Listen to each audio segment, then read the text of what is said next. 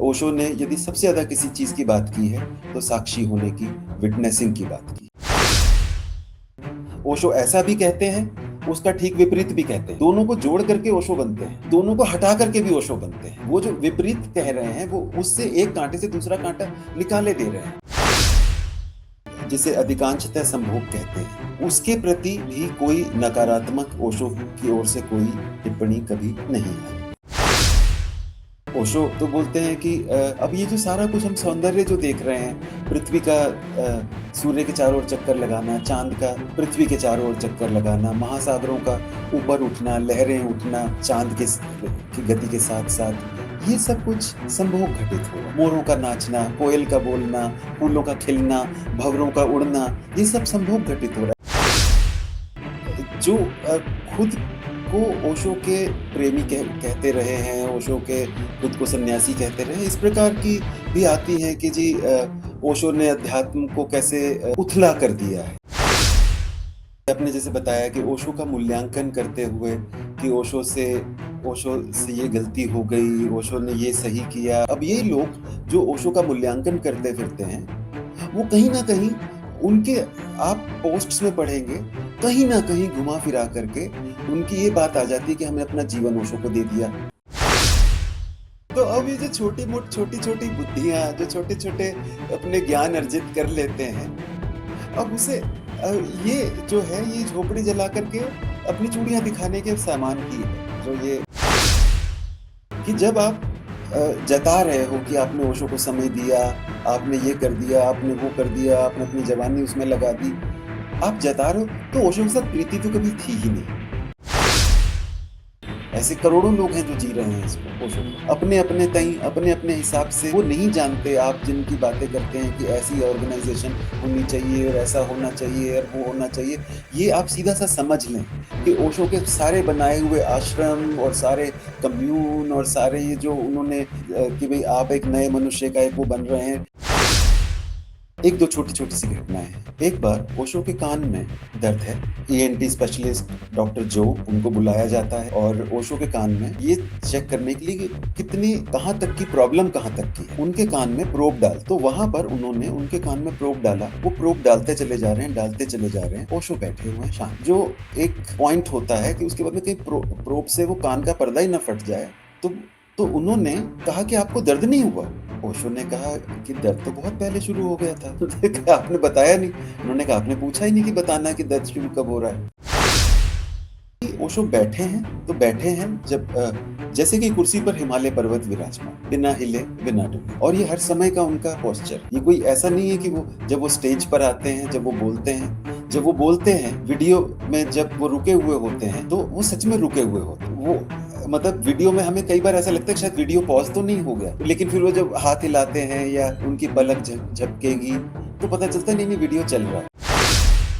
तो ना वो बैठे हुए हैं, तो बैठे हुए हैं। एक्सप्रेशनलेस, होश, बेहोश की बात करते हैं, वे बैठते हैं। 10 मिनट उनको ध्यान करवाना है, जब वो मौन में बैठते हैं इवनिंग मीटिंग के समय। 10 मिनट वो घड़ी थोड़ी देखते हैं, 10 मिनट वो ठीक 10 मिनट होते हैं। ये है साक्षी, ये है होश, ये जीता जागता व्यक्ति तुम्हारे सामने खड़ा है। और इसके पहले कि हम शुरू करें, मुझे ओशो की एक कहानी याद आती। एक गाँव में एक निर्धन स्त्री थी।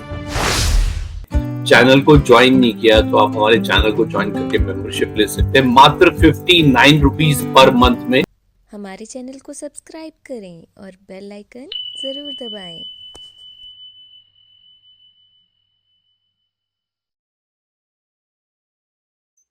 प्रणाम, नमस्कार, मैं राघव बीएसआर मीडिया में आप सभी का हार्दिक स्वागत करता हूं। बेहद खास विषय आज हम आप सब लोगों के सामने लेकर के आ रहे हैं।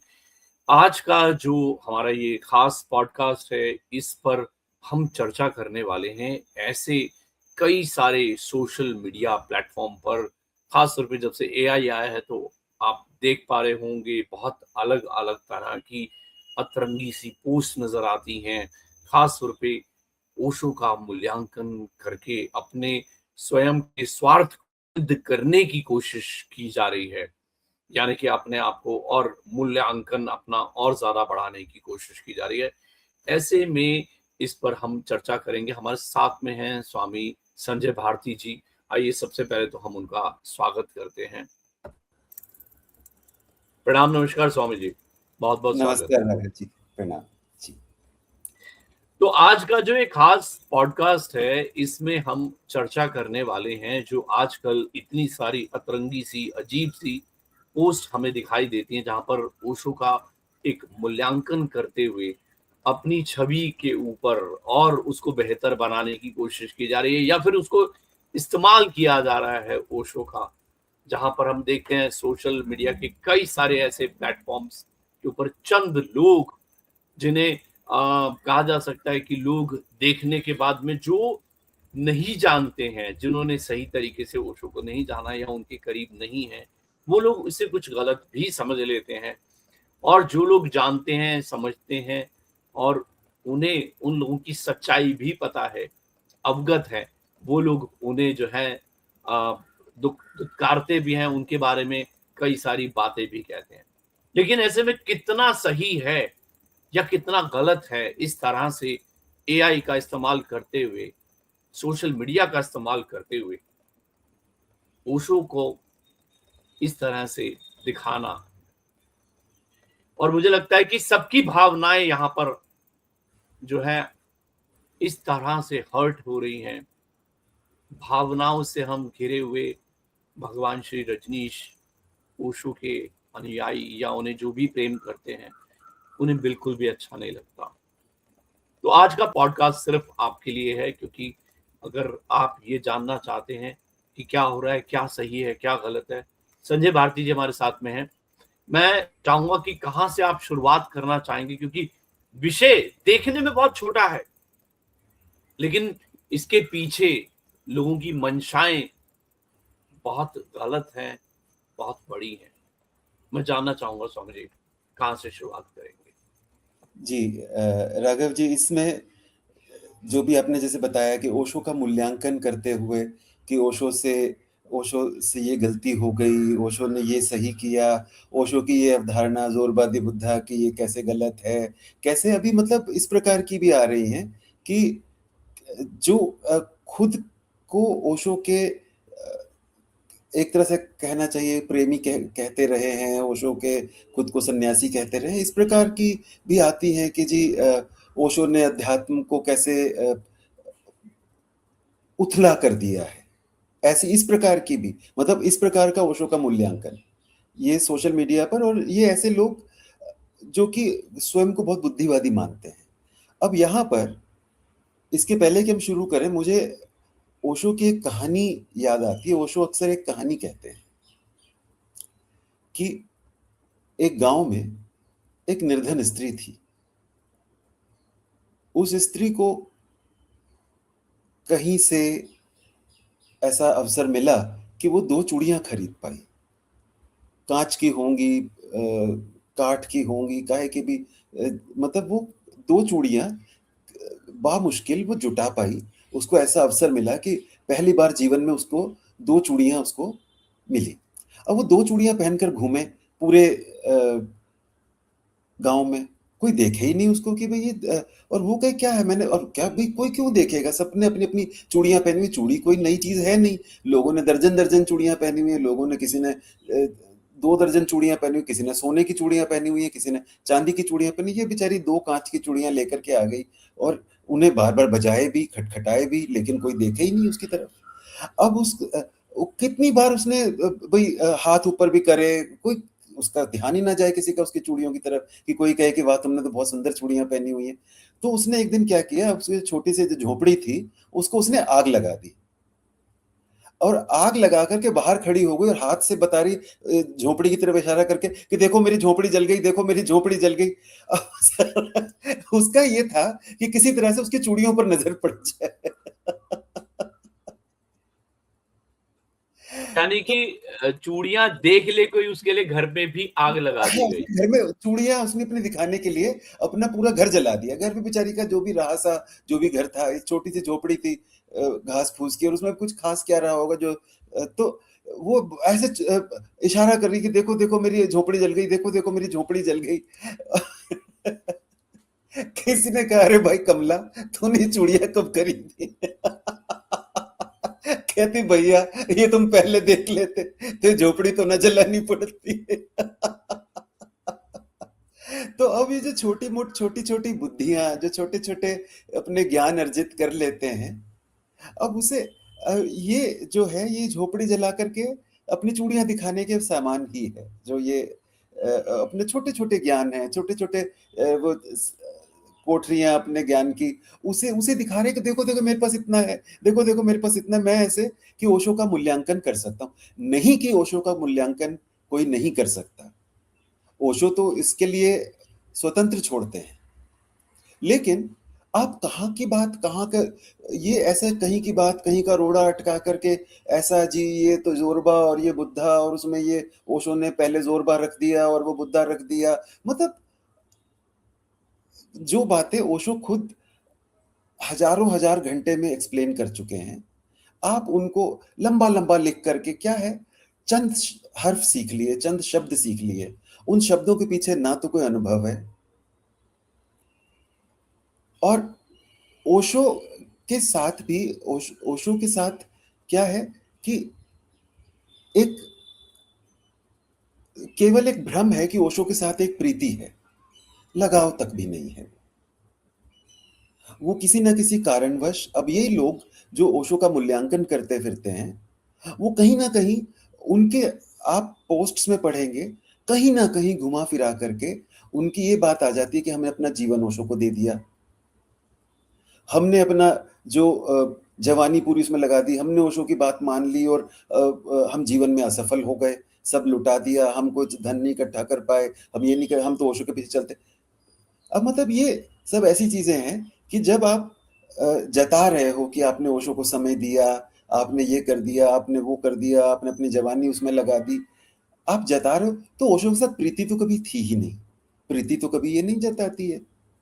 आपकी माँ ने कभी जताया कि पूरी उम्र लगा दी मैंने तुम्हें, रोटियां बना बना के खिलाई, तुम्हें अपने गोदी में रखा, तुम्हें दूध पिलाया, कभी माँ ने ये जताया? तो आप ये जताने चले और उसको जता रहे हो जहां से कि आपको मिला इतना, आपके जीवन में इतने जो आपको एक सूर्यास्त को देखने का, सूर्योदय को देखने का, हवाओं को महसूस करने का, आपको फूलों को देखने का, उनको उनकी सुवास को महसूस करने का, इतना आपको उन्होंने कैपेबिलिटी दे दी है। और वो सब नाम भी आपको सिखा दिए जिन नामों से अब आप उनकी तुलना कर रहे हैं। आप जी ये फलाने थे, वो महर्षि रमन थे। अभी किसी का मैंने देखा कि महर्षि रमन से ओशो क्षमा मांग रहे हैं, ऐसा करके एआई में ऐसा वो बना दिया कि ओशो नमस्ते कर, कि मतलब कि अब महर्षि रमन और ओशो, अब महर्षि रमन है, ओशो ओशो है, आप कहाँ तुलना कर रहे हैं?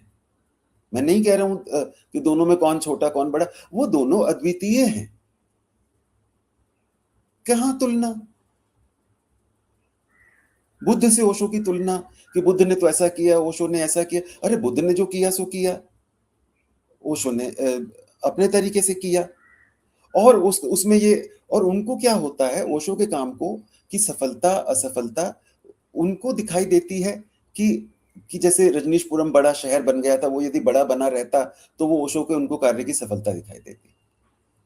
ओशो की कार्य की सफलता वहां पर है ही नहीं। ओशो ने कोई क्या शहर बनाने के लिए, आश्रम खड़े करने के लिए अपना कार्य किया है? ओशो ने एक सुदूर बैठा व्यक्ति, अकेला बैठा व्यक्ति कैसे बिना किसी मध्यस्थ के स्वयं को अस्तित्व के साथ में एक कम्युनियन में अनुभव कर सके, फील कर सके, निर्बोझ होकर के अपने सारे जितने संस्कार हैं, जितने सारे बोझ कंधों पर लिए हुए हैं, छाती पर लिए हुए हैं, चित्त पर रखे हुए हैं, वो सारे उनसे निर्मुक्त होकर के एक व्यक्ति बिना किसी मध्यस्थ के, बिना किसी सहारे के वो जी सके, संसार में रहते हुए अध्यात्म को जी सके।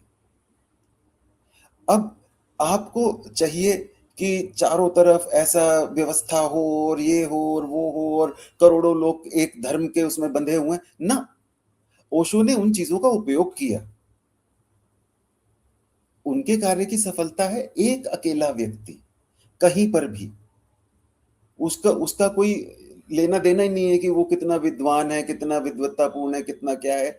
वो जीवन को कितना अनुभव कर पा रहा है, वो ओशो के कार्य की सफलता है।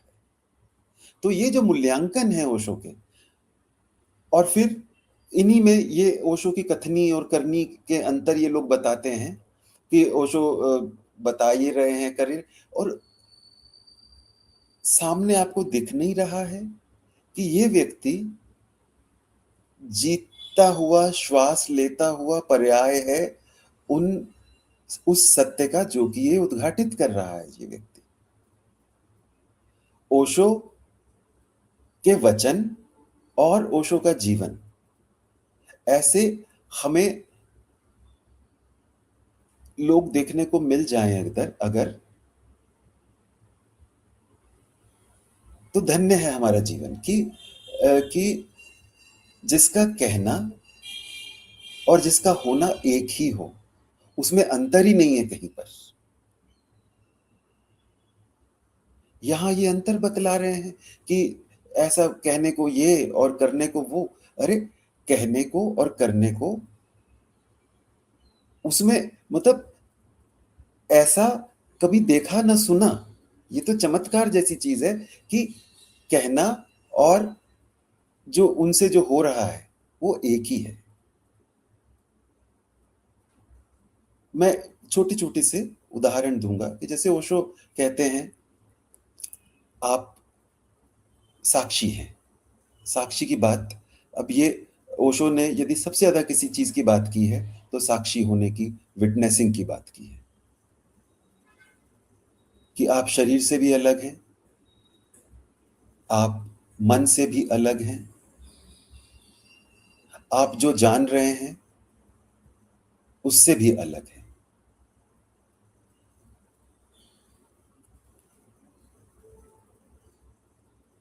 आप अपने कृत्यों से भी अलग हैं, आप मात्र देखने वाले हैं। अब ये साक्षी होना क्या होता है, ये ओशो की छोटे छोटे उनके उठने से बैठने से पता चलता है। इसमें ओशो के शरीर पर काम करने वाले डॉक्टर अलग अलग समय पर एक दो छोटी छोटी सी घटनाएं हैं कि पहली बात कि ओशो के जो केयर टेकर जो भी रहे हैं ओशो के रूम में जब भी गए, तो उनका ये कि ओशो बैठे हैं तो बैठे हैं जब जैसे कि कुर्सी पर हिमालय पर्वत विराजमान, बिना हिले बिना डुले। और ये हर समय का उनका पोस्चर है। ये कोई ऐसा नहीं है कि वो जब वो स्टेज पर आते हैं, जब वो बोलते हैं, जब वो बोलते हैं वीडियो में, जब वो रुके हुए होते हैं तो वो सच में रुके हुए होते हैं। वो मतलब वीडियो में हमें कई बार ऐसा लगता है कि शायद वीडियो पॉज तो नहीं हो गया, लेकिन फिर वो जब हाथ हिलाते हैं या उनकी पलक झपकेगी तो पता चलता नहीं नहीं वीडियो चल रहा है। उनमें इतना मोशन, उनके शरीर में वो जो स्थिर प्रज्ञता जो है, स्थिर स्थिर होना क्या होता है, वो बात करते हैं स्थिर होने की और स्थिर होते हैं पूरे समय। उनकी आंखें देख लीजिए, उनकी पलकें देख लीजिए, उनके फिर जब वो बैठे हुए हैं, अब वो अगर वो 4 घंटे भी बोल रहे हैं तो उनको सिर्फ उनके सिर्फ हाथ हिलते हैं, उनके पांव नहीं हिलते। एक भी व्यक्ति, मैं कहता हूं कि हमने वे लोग भी देखे हैं जो स्वयं को बुद्ध कहते हैं, बड़े बड़े, उनके शरीर में भी हिलन डुलन देखी है। और मैं ये नहीं कह रहा हूं कि वो नहीं होंगे, मैं किसी को यहां पर कंडेम नहीं कर रहा हूं, लेकिन हमने उनको हिलते डुलते देखा है, बैठे हुए। इनको नहीं देखा है, इनको हिलाए। अब वो बैठे हैं, 4 घंटे भी जब प्रवचन किया है तो बैठे, सिर्फ नीचे उनका पांव सिर्फ रखे हुए हैं, और फिर वे उठ करके खड़े हो जाते हैं तो वो पांव सोए भी नहीं होते हैं कभी, वो उठ करके सीधे खड़े भी हो जाते हैं। और फिर 4 घंटे बैठे रहना जिसमें वो पानी भी नहीं पीते हैं और बिना गला खंखारे बोलते चले जाते हैं।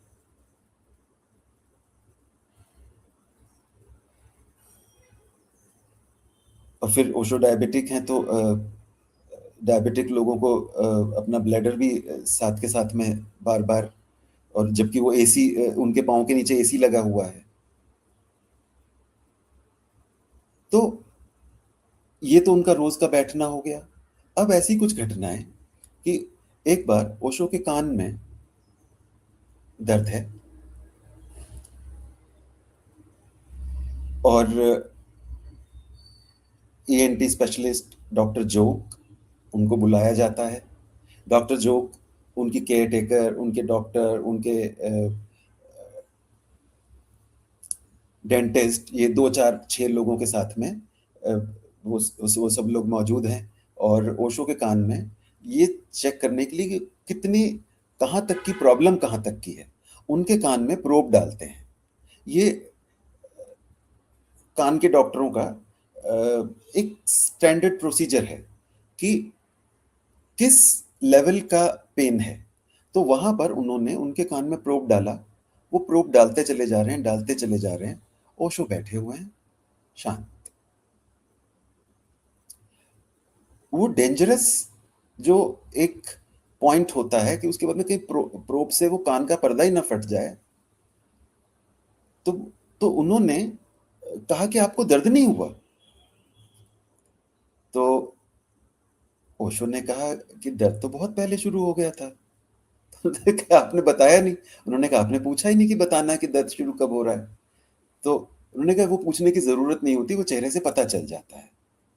जरा सा भी मतलब ये हर एक का एक ये हर व्यक्ति का रिएक्शन होता है कि जरा सा भी कुछ लगेगा तो शरीर आपका झटका खाएगा या आप नजरें बिचकाएंगे, मुंह बिचकाएंगे।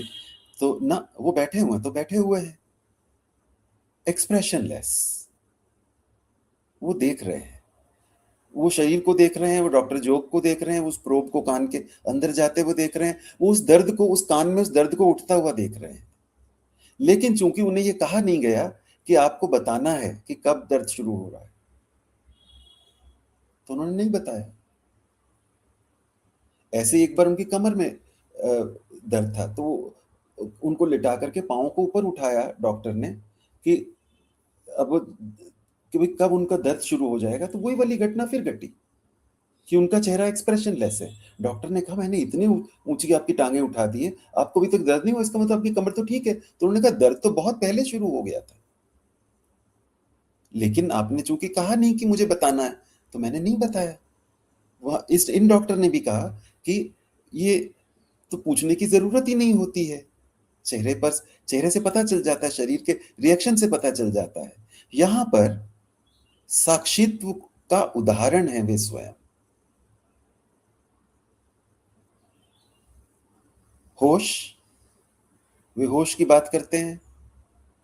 अब वे 3 फीट ऊंचे, 3 फीट से भी अधिक ऊंचे पोडियम पर खड़े होते हैं और डांस करते हैं और कभी पोडियम की तरफ नहीं देखते। पोडियम उनका छोटा सा, उसमें उनकी चेयर के बाद उसमें 1 फुट जगह नहीं बचती है,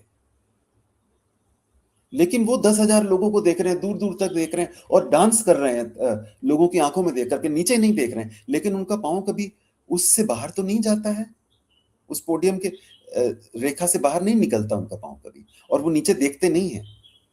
एंड आई एम श्योर कि कोई भी खड़ा होकर के देख ले, उसको नीचे देखना पड़ेगा।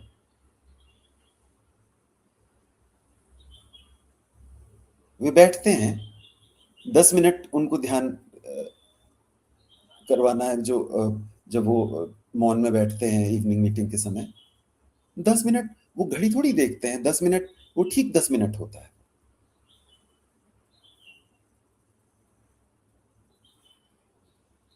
ये है साक्षी, ये है होश, ये जीता जागता व्यक्ति तुम्हारे सामने खड़ा है। अब ओशो जो बातें करते हैं, उन बातों में वे बातें कभी वो किसी को जगाने के लिए हैं, कभी किसी को बहलाने के लिए हैं। वे हमारे साथ काम कर रहे हैं वो उसके ऊपर। अब उनमें से निकाल निकाल करके, कुरेद कुरेद करके कि यहाँ पर तो ये बोला और यहाँ पर तो ये बोला और यहाँ पर तो ये बोला, अब यहाँ पर ये बोला और यहाँ पर ये बोला, तो वो तो उनका जानबूझ करके किया गया कार्य है। वो एक तो वो 2 काम कर रहे हैं। एक तो कि आपको उनको फिलॉसफी में रिड्यूस करने से बंद कर रहे हैं कि आप उनको कि भाई आप कहें कि ओशो ऐसा कहते हैं, आप कभी भी नहीं कह पाएंगे कि ओशो ऐसा कहते हैं। ओशो ऐसा भी कहते हैं, उसका ठीक विपरीत भी कहते हैं। दोनों को जोड़ करके ओशो बनते हैं। और दोनों को हटा करके भी ओशो बनते हैं। वो जो विपरीत कह रहे हैं, वो उससे एक कांटे से दूसरा कांटा निकाले दे रहे हैं। उनको आपको शब्द देने ही नहीं है, शब्दों का वे केवल उपयोग कर रहे हैं। और ये उन्होंने एक बार नहीं, 1000 बार कहा है कि शब्दों का वे केवल उपयोग कर रहे हैं। तो ओशो के शब्दों को लेकर के उनका मूल्यांकन करना और उनकी कथनी और करनी में अंतर बताना, तो कथनी और तो आप केवल सिर्फ इतना सिद्ध कर पा रहे हैं कि आप उनको देख ही नहीं रहे हैं। आप उसमें कहीं ना कहीं उनके कहे में अपना स्वार्थ खोज रहे हैं, और वो स्वार्थ कहीं सिद्ध नहीं हो रहा है। आप कहते हैं कि मैंने अपना जीवन दे दिया और मुझे क्या मिला, मैंने अपना ये दे दिया, मैंने जवानी में लगा दिया। अरे जो आपने दिया वो तो 2 कौड़ी की चीजें हैं। वो हजारों करोड़ों अरबों लोगों ने जिन जी कहीं मिटाई लुटाई, लेकिन ये जो घड़ियां मिली हैं ओशो के साथ में, ये कितनों को नसीब हुई। चंद भी नहीं, उंगली पर भी गिने जा सकते, मतलब इतनी बड़ी ह्यूमैनिटी में उंगली पर गिने जा सकने वाले लोग नहीं होंगे कि आप नाचे, मतलब ऐसे कि आपके पाँव ने सीमा नहीं जानी जब आप नाचे उनके साथ। आप हंसे, आप रोए, आपका हृदय खिला, आप क्या क्या नहीं हुआ, कितने कितने उपहार, कि आपको ऐसा उपहार दे दिया कि आप जागते हैं। अगर आप जागते हैं तो सुबह उठ करके पहला एक कृतार्थता का भाव, एक धन्यवाद का भाव आपके हृदय में सीधा उतरता है। शिकायत नहीं आती। आती होगी तो मतलब इसका मतलब कि कहीं ना कहीं उसको किया नहीं आपने।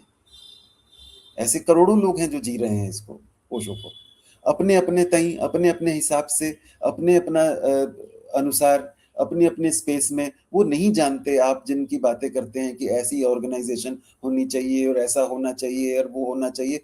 ये आप सीधा सा समझ लें कि ओशो के सारे बनाए हुए आश्रम और सारे कम्यून और सारे ये जो उन्होंने जो पूरे वो दिए हैं कि भाई आप एक नए मनुष्य का एक वो बन रहे हैं, ये सारी ऐसी चीजें हैं कि जैसे जब मोर को प्रणय के लिए बुलाना होता है मोरनियों को, तो वो मोर कैसे बुलाता है? वो अपने पंख फैला देता है। पंखों से कोई प्रणय नहीं होने वाला है, लेकिन वो रंग बिरंगे सुनहरे रुपैले, उसमें ऐसे पूरा इंद्रधनुष उसके चारों ओर नाच रहा है, नाचता है वो। तो ये जो ओशो के जो बाहर जो सब कुछ दिखाई देता है कि ये कारें और ये सब उस मोर के फैले हुए इंद्रधनुषी पंख हैं, उनसे वे आमंत्रण दे रहे हैं। असली चीज वो प्रणय है। असली चीज वो है, वो जो वो कहते हैं कि वो जो ये सारे शब्द हैं उनके, ये सब हिस्सा है उन खिले हुए फैले हुए पंखों के।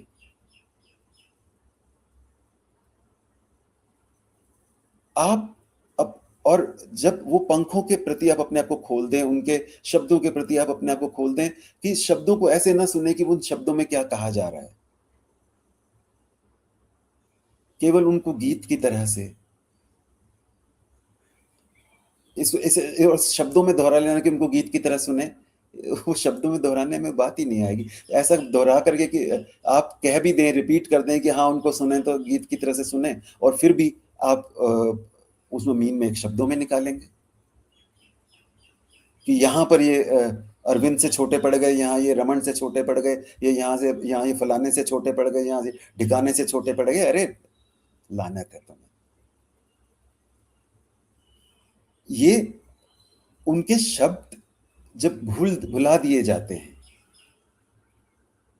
तब ओशो के साथ जो होना होता है वो होता है। तो इसमें राघव जी शायद और भी प्रश्न थे आपके इसी से संबंधित।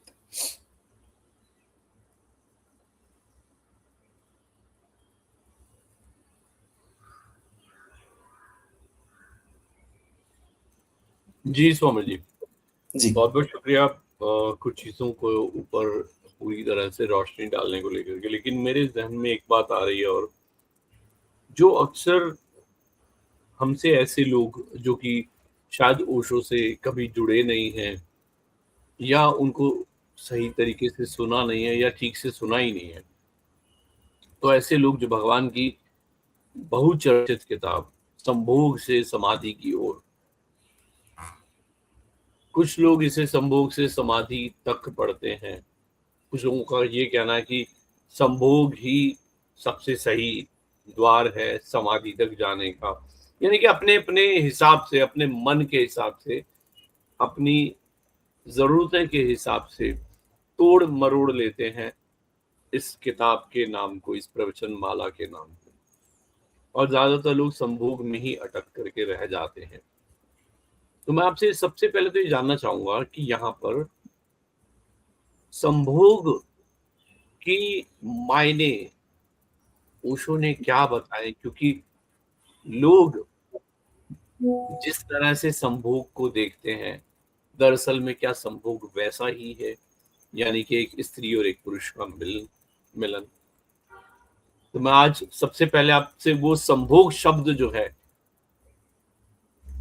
उसके क्या मायने हैं, ओशो ने क्या बताया है, क्या समझाया, मैं वो जानना चाहता जी, ऐसा है कि फिर भी मैं कहूँगा कि चलो शुक्र है, कम से कम वो जिस भी तरह से बात करते हैं, कम से कम बात तो करनी शुरू की लोगों ने कि उसके प्रति उसको एक टैबू की तरह से नहीं लेते हैं संभोग शब्द को। वो ओशो ने टैबू खत्म किया है, पहली बात। अब इसमें भी लेयर्स हैं, लेकिन उसमें कहीं पर भी जिसे अधिकांशतः संभोग कहते हैं,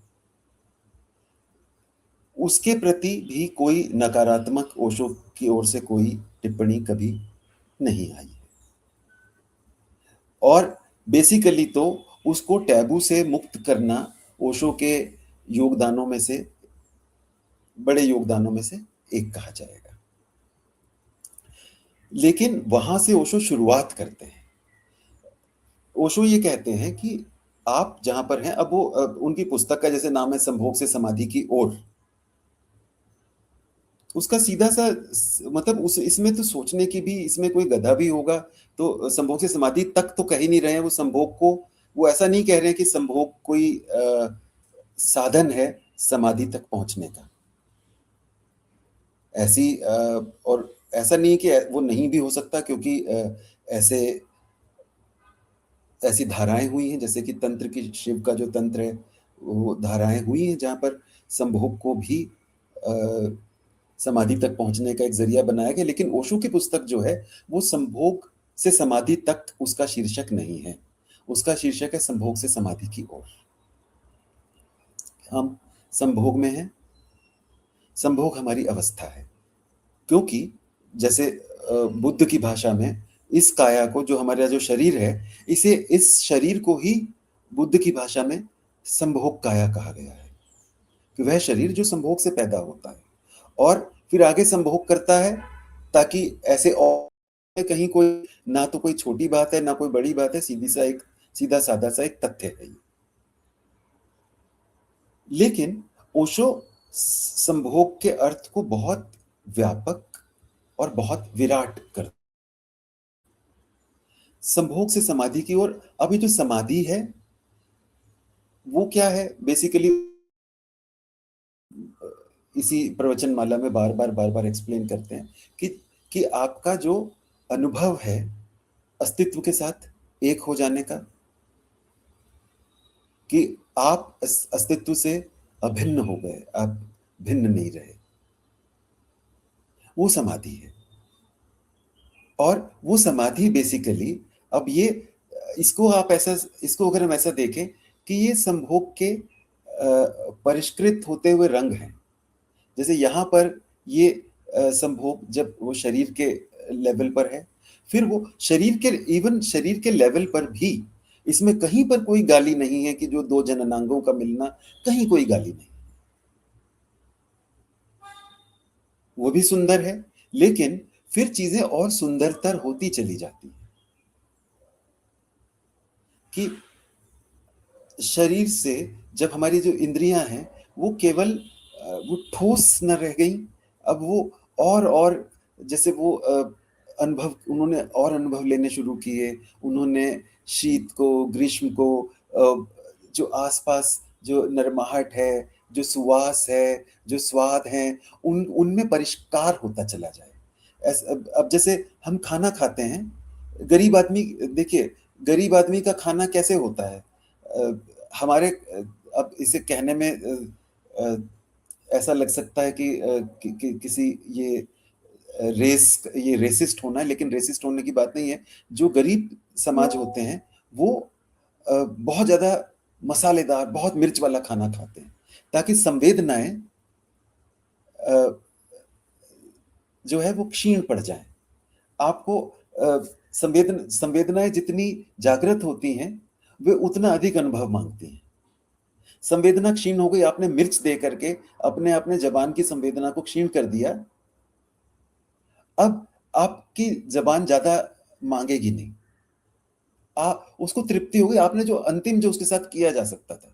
जैसे पहले वो साँप से कटवा देते थे। जब छोटा नशा किया, बड़ा उससे नशा किया, अंत में साँप से ही कटवा दिया। अब जैसे वो कहते हैं ना कि भई तेरे पास वो जोक है कि वो वाइन शॉप पर जाता है कि तेरे पास बियर है, तेरे पास ये है, वो कहता है नहीं है, नहीं है। कहता है चल एक डंडा होगा, सिर पे डंडा ही मार दे। तो ये जो सबसे क्रूड होता है, वो सिर पे डंडा ही मारने वाली बात होती है, या मिर्च का एक फक्का लेके खा लिया। अब अगर उसको आपने या जैसे कि संगीत की जगह बस आपने इतना बस वो आपने सुन लिया। आपने अपने कानों को डल कर दिया, आपने अपनी जीभ को डल कर दिया और आपको एक तरह की तृप्ति आ गई।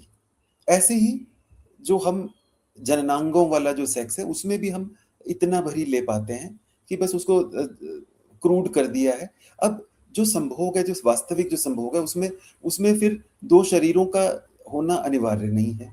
ओशो जो हमें समझाते हैं, उसमें आपका अस्तित्व के साथ में कम्युनियन, अलग-अलग लेवल पर, इंद्रियों के थ्रू, फिर इंद्रियों के पार जाकर के।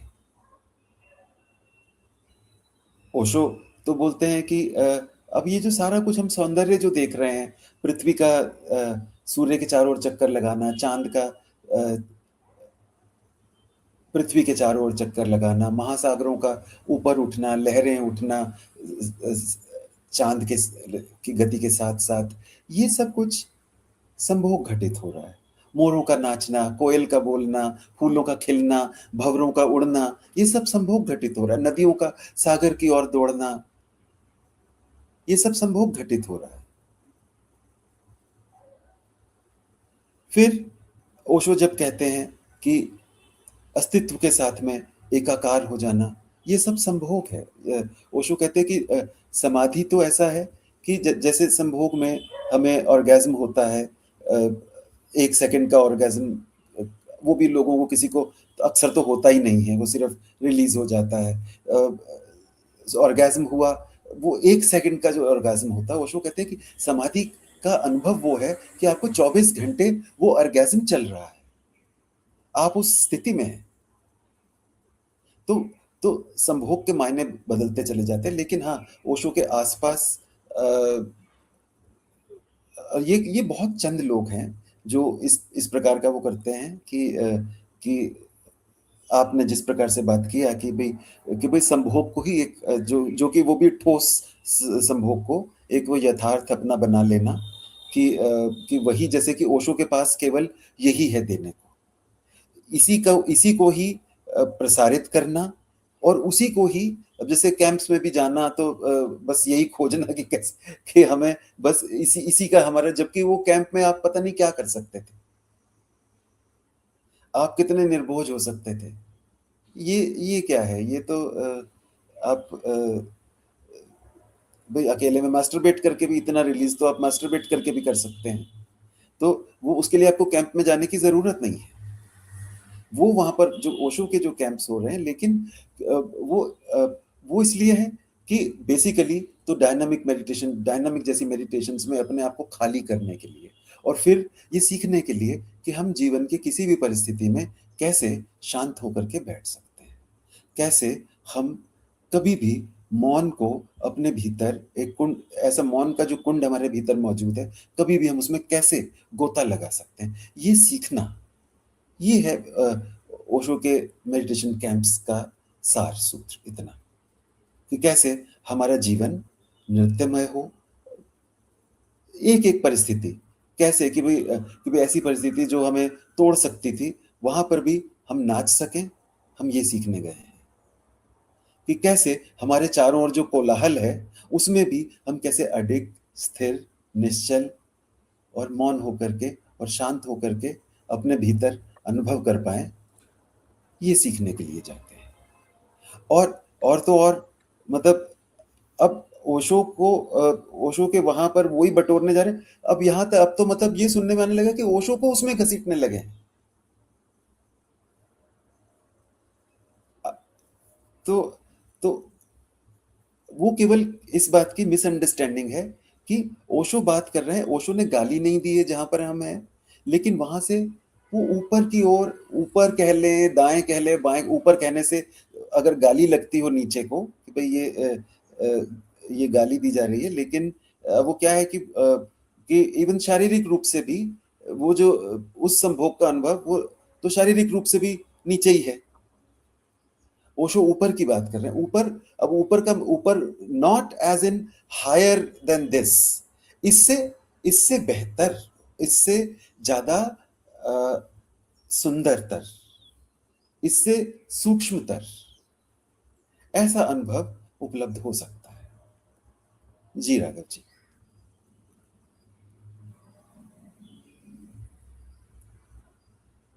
राघव जी। बहुत खूबसूरत स्वामी जी। जी। स्वामी जी, मेरे मन में एक प्रश्न और आता है, जैसा भी आप यहाँ पर समझा रहे हैं, और ओशो ने जो है बात की है बहुत जगह पर स्पिरिचुअल संभोग की, हम्म। स्पिरिचुअल सेक्स की। तो ऐसे में मुझे याद है एक प्रवचन के दौरान ओशो यही कह रहे हैं कि जब एक बच्चा माँ के गर्भ में होता है, तो भी जो है वो स्पिरिचुअली माँ से जुड़ा हुआ होता है। स्तनपान करना बच्चे का, या फिर दोनों के लिए ही वो जो है एक अलग स्पिरिचुअल कनेक्शन होता है। तो यहाँ पर थोड़ा सा और हमें बताना चाहेंगे आपकी, दरअसल में स्पिरिचुअल संभोग क्या होता है? क्योंकि बहुत सारे लोगों का ये भी मानना है कि स्पिरिचुअली संभोग के साथ में जुड़ना, यानी कि शारीरिक रूप से, वो हम्म। स्पिरिचुअल संभोग होता है। देखिए, यहां पर भी मैं ये नहीं कहूंगा कि उसमें भी कुछ गलत है। ओशो ये भी कहते हैं कि जो हमारा सेक्स एक्ट है, उसको भी स्पिरिचुअल बना लो। और उसके लिए अब यहाँ पर हम पूरा कोई बहुत विस्तार में बात नहीं कर रहे हैं, लेकिन हाँ, एक पवित्र भाव दशा में, एक ऐसे उसमें यदि वो उस कृत्य में हम उतरते हैं जो वो प्रेम से परिपूर्ण हो, उसमें एक प्रकार की दिव्यता हम ला सकते हैं, तो वहां पर भी कोई गलत नहीं है, वो कहने वाला भी कोई गलत नहीं समझा है। लेकिन वहीं पर ही रुक जाना, फिर स्पिरिचुअल सेक्स तो अब ये भी है कि ओशो कहते हैं, ओशो ने कई जगह पर इसको कहा है कि अ,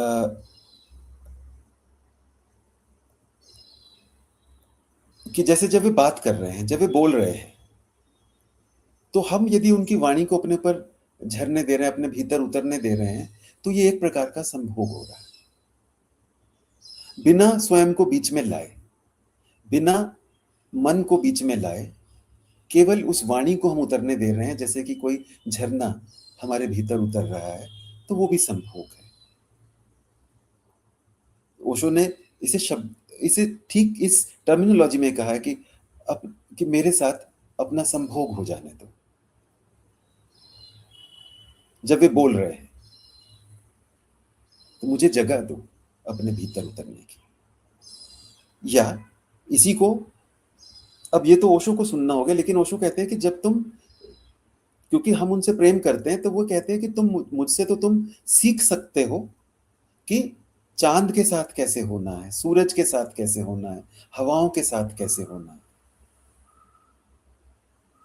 अस्तित्व के साथ कैसे होना है, कि हम सिर्फ ये तो एक कि भाई हमारे लिए आसान होगा क्योंकि हमने उन पर श्रद्धा की है, हमने उनसे प्रेम किया है, तो हम समझ सकते हैं कि संभोग घटित होने दें हम उनके और अपने बीच, कि वे बोल रहे हैं, उनकी आवाज है या उनका मौन है, और हम उनको अपने भीतर उतरने दे रहे हैं, हम जगह खाली कर रहे हैं, कि हम अपने भीतर भरे हुए नहीं है, कि हमारे ऑलरेडी विचार हैं। अभी जैसे मूल्यांकन की बात हो रही थी, कि कोई मूल्यांकन नहीं चल रहा है, कोई जजमेंट पास नहीं हो रही कि सही गलत अच्छा बुरा, बस उतर रहे हैं वो हमारे भीतर, एक गीत की तरह से, जैसे कि एक राग उतर रहा है, एक रागिनी उतर रही है हमारे भीतर, हमारे को हमारे अंदर हमारे रोयों को जगाती हुई, हमारे रोयों को छेड़ती हुई, हमारे रंध्र खोलती हुई, उनकी वाणी हमारे भीतर उतर रही है। वो हमारे लिए आसान है इसको उनकी बात मान करके इसे होने देना, लेकिन वे कहते हैं कि ये जो है ये एक प्रकार से पाठशाला है। वे कहते हैं कि मैं पाठशाला हूँ, अस्तित्व इतना बड़ा है, तुम सिर्फ सीख लो कि फिर कभी रात की ध्वनियाँ हैं, आप बैठ गए, आप केवल सुन रहे हैं रात की ध्वनि को, पूरे रात को, उसमें चाँद भी है, उसमें अंधेरा भी है, उसमें वृक्ष भी हैं जो सोए हुए हैं, उसमें पक्षी भी हैं जो सोए हुए हैं, कुछ रात के पक्षी हैं जो आवाज़ें कर रहे हैं, कुछ झींगुर हैं, वो सारी आवाज़ें हो रही हैं, कोई नदी बह रही होगी पास में, उस सबको अपने भीतर उतरने दो। और ये सब भी सीख गए, तो फिर वे कहते हैं कि ये तो पहले जो जिन्हें हम कहते हैं, जिन्हें हम मूल्यांकन करके जिन आवाज़ों को सुंदर कहते हैं, कि ये सुंदर आवाज़ें या ये सुंदर रंग, वे कहते हैं कि फिर आप आप सड़क के किनारे खड़े हो गए, सड़क की ट्रैफिक की आवाज़ें हैं, सीटियाँ बज रही हैं, हॉर्न बज रहे हैं, लोग लड़ रहे हैं, और आप उस सबको भी अपने भीतर उतरने दे रहे हैं, जगह दे रहे हैं, उस सब के साथ भी एक संभोग हो रहा है।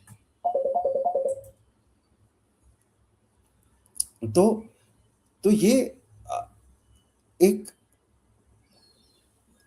मतलब एक विराट, एक व्यापक, कि कहाँ स्पिरिचुअल संभोग जिसको कि हम ऐसा समझ सकते भाई, एक तो हुआ स्पिरिचुअल संभोग कि जो वास्तविक संभोग है, मतलब जो जिसे हम संभोग कहते हैं, वास्तविक तो सारा ही है, लेकिन जिसे हम कहते हैं तथाकथित संभोग कहना चाहिए, कि उसको भी स्पिरिचुअल बनाएं, उसको भी पौन के हिसाब से नहीं, कि जैसा कि जैसा पौन में होता है, उनमें देखते हैं वैसा होना चाहिए। उसको आप यदि जितना पवित्र बना सकें, उसको जितना सुंदर बना सकें, तो वो आपको एक अलग अनुभव देगा। ये कोई अनुभव ही नहीं है, ये दो कौड़ी के अनुभव है।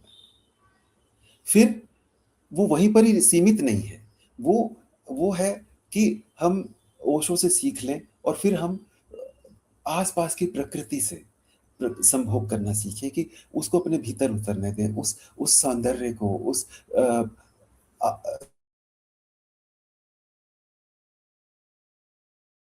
उतरने दें, और फिर जिसे हम सुंदर नहीं भी कहते, उसे भी अपने भीतर वैसे ही उतरने दें, कि वो ट्रैफिक की आवाज है। अब यहाँ पर वे लोग जो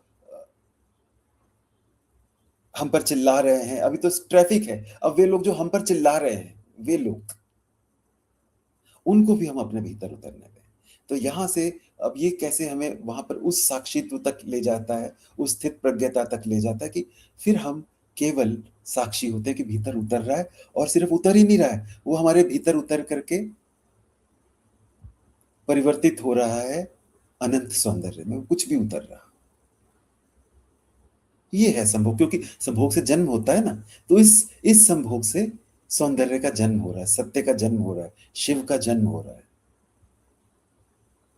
आप जो भी कुछ है, मतलब आपने सिर्फ वो सब नहीं लिया अपने भीतर की, प्रकृति को लिया, आपने सूर्योदय देखा, आपने सागर के किनारे बैठे हैं, आप वृक्षों के, आपने जंगल देखा, आपने एक चीते की छलांग देखी, आपने एक हिरण की निर्दोषिता देखी, आपने एक गाय को देखा, आपने एक बच्चे को देखा, आपने माँ को अनुभव किया, आपने मित्र को अनुभव किया, आपने एक फूल देखा, आपने फूल और तितली को देखा, आपने सब कुछ देखा, आपने ट्रैफिक भी देखा, आपने एक्सीडेंट भी देखे, आपने एक शेर को हिरण का शिकार करते भी देखा, आपने किसी को खुद पर चिल्लाते भी देखा, आपने किसी को खुद पर थूकते भी देखा, आपने सब कुछ देखा और सब कुछ भीतर आने दिया, और उस सब को आपने सौंदर्य में बदल दिया, आपने सत्य में बदल दिया, आपने शिव में बदल दिया।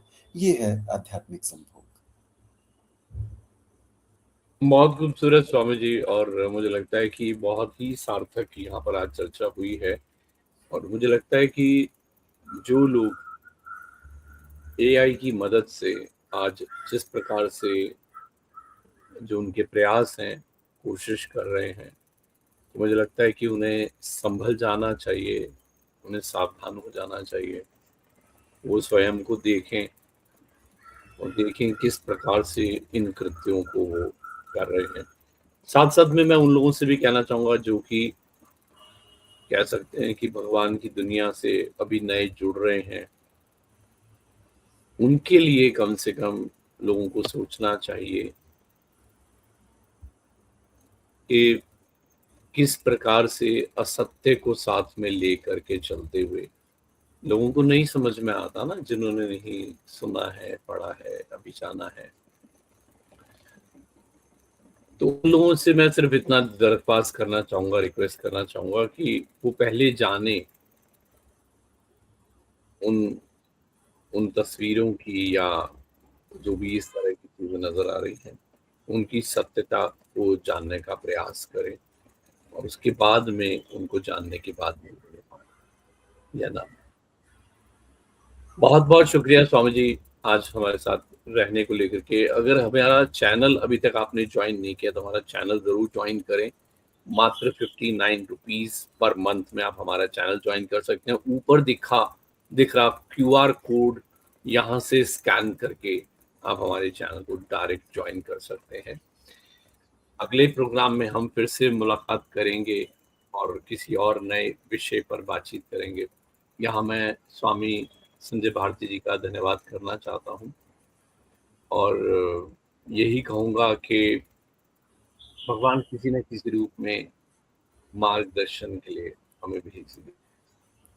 तो दिल से, हृदय से आपका बहुत-बहुत शुक्रिया स्वामी जी।